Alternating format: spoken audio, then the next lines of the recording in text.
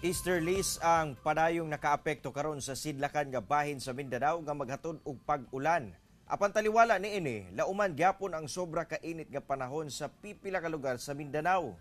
Base sa rainfall forecast sa Metro Weather, pipila ka lugar sa Soxargen Region ang makasinati og ulan karong buntag. Apan unyang hapon ug gabii, ulano na ang pipila ka lugar sa Mindanao.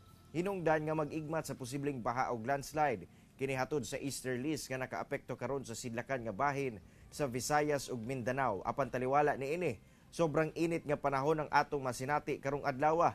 Sumala sa pag-asa, posibleng mosaka sa 45 degrees Celsius ang heat index karong adlaw sa Dipolog City, Zamboanga del Norte, 44 degrees Celsius sa Zamboanga City, 42 degrees Celsius sa Cotabato City ug 41 degrees Celsius sab sa Davao City ug Hinatuan, Surigao del Sur.